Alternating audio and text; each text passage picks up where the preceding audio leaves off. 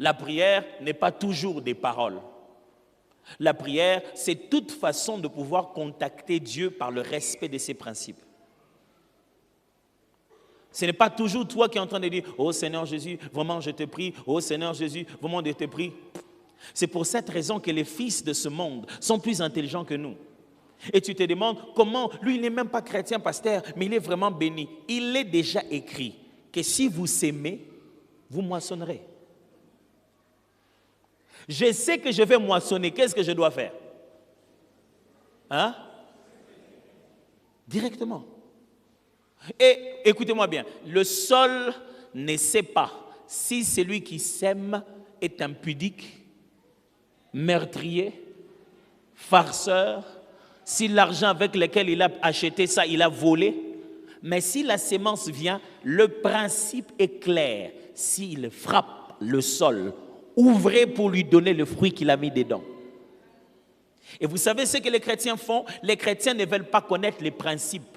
Ils veulent être l'exception.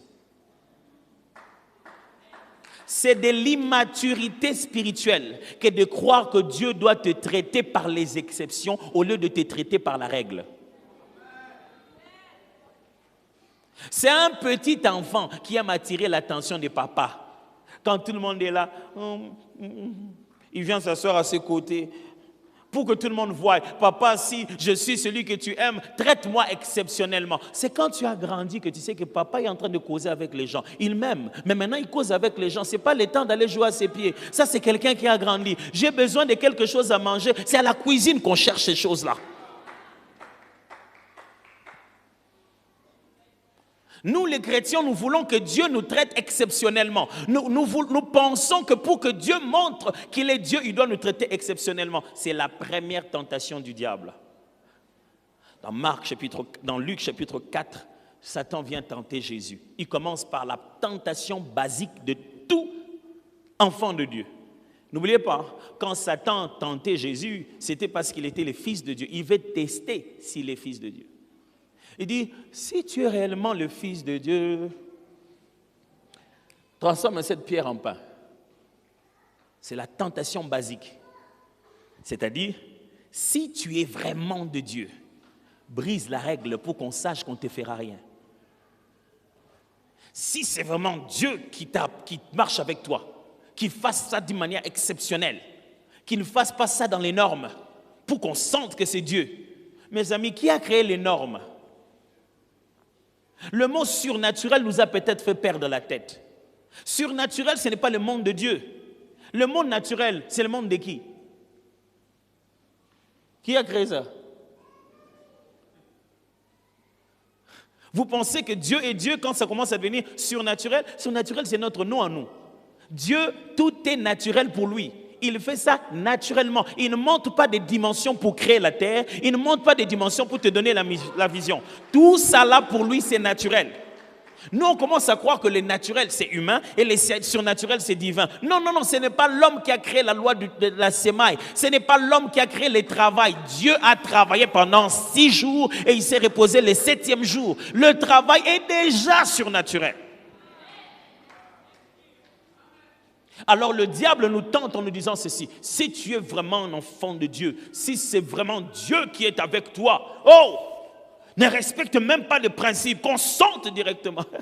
C'est ce qu'il a fait faire à Jésus. Il a dit, tu es Jésus, tu es au-dessus de tout. Prends la pierre, transforme-la en pain. Jésus dit, Il est écrit, l'homme ne vivra pas de pain seulement, mais de toute parole qui sort de la bouche de Dieu. Je ne veux pas prendre le temps pour expliquer ça. Il le fait comprendre, il dit, ce n'est pas comme ça que c'est censé fonctionner. L'homme ne mange pas le pain qui était une pierre avant. La loi qui produit le pain, c'est la loi du travail.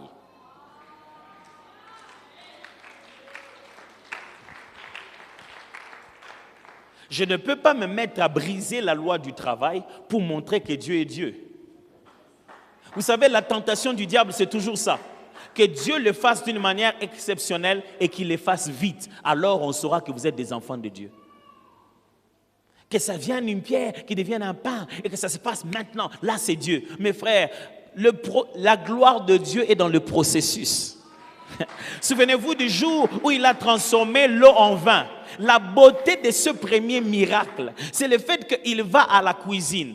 On dit à Jésus, sa mère vient le voir et dit, ils n'ont plus de vin.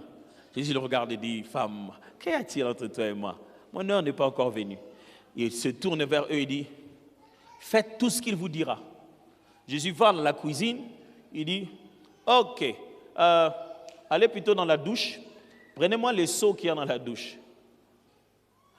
Heureusement que la maman avait déjà dit, faites tout ce qu'il vous dira. La Bible dit, il y avait là des vases destinés à la purification de juifs. Vous savez comment ça se faisait? Il s'est lavé les mains et il s'est lavé les jambes avec. Ce n'était pas des vases pour boire de l'eau. On dit, prenez ça. On a amené. Il a dit, mettez de l'eau. Ils ont rempli. On a rempli des vases par des mesures de l'eau pour se laver avec la provision d'eau. C'est-à-dire que les degrés de vin que Jésus a amenés étaient plus grands que les degrés normaux. Ils ont rempli d'eau. Il ne sait pas encore ce qu'il va leur dire. Pas de prière. Il en prie. Il a dit à l'autre, il leur a dit eux-mêmes, puisez. Ils ont puisé de l'eau. De l'eau. Il a dit à l'un qui était là, va donner à l'ordonnateur de la fête. J'aurais bien voulu voir ces garçons-là, ce monsieur-là, avec son verre d'eau. Il a puisé dans le seau pour aller déposer à l'ordonnateur de la fête. J'aimerais bien le voir en train de traverser la fête. Pardon, excusez-moi. J'aimerais savoir ce qui se disait dans le cœur. En tout cas, si on me dit, ça vient d'où, je ne vais pas cacher, je vais dire. C'est l'enfant de Marie, l'enfant de Marie. Hein? Si ça va là-bas, ça marche, je ne vais pas cacher, je vais dire. C'est l'enfant de Marie qui a dit, oh, qu'on puisse...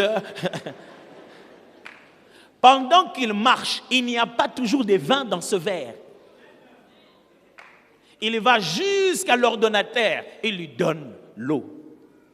Quelque part entre là, ici et là et ici, quelque part là-bas, quand l'ordonnateur de la fête tient, la Bible dit, après que l'ordonnateur de la fête eut bu l'eau changée en vin, il dit, oh, j'aurais bien voulu voir la tête de l'ordonnateur de la fête. Imaginez-vous qu'il ait bu ça. Il fait d'abord... Vous savez, il y a des gens, quand ils veulent apprécier quelque chose, ils mettent le visage du contraire. J'imagine le monsieur qui lui a servi ça, dit, voilà, regarde comment il fait le visage. Je vous avais dit, ne donnez pas ça. Et puis l'ordonnateur de la fête, il fait, vraiment, hein? Vraiment. À ce moment-là, les gars qui avaient déjà servi le verre, il est déjà parti. Il dit, mais comment vous avez pu cacher ainsi un vin aussi fantastique? Mais écoutez-moi mes frères, quand Dieu agit, ça n'a pas besoin d'être instantané. Ça n'a pas besoin de briser les normes. Dieu est dans les normes. Ok, I have to say that again. Dieu est dans les normes. Pasteur, pour moi, ça sera exceptionnel.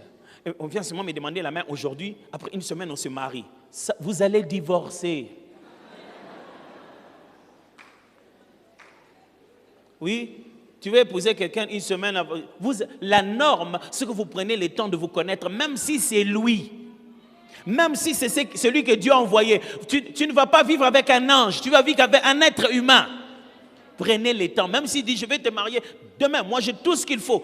On ne se marie pas à cause d'argent, on se marie pour vivre avec quelqu'un. La raison pour laquelle on prend ces 2 mois, 3 mois, 6 mois, ce n'est pas parce qu'on n'a pas d'argent, c'est parce qu'on a besoin de se connaître. Si vraiment c'est Dieu, que dans 2 semaines seulement les mariages se passent, non, ça peut être Dieu et ça prend 6 mois. Après les 6 mois, vous êtes mariés et vous vivez bien, l'Éternel vous protège et vous et vos enfants.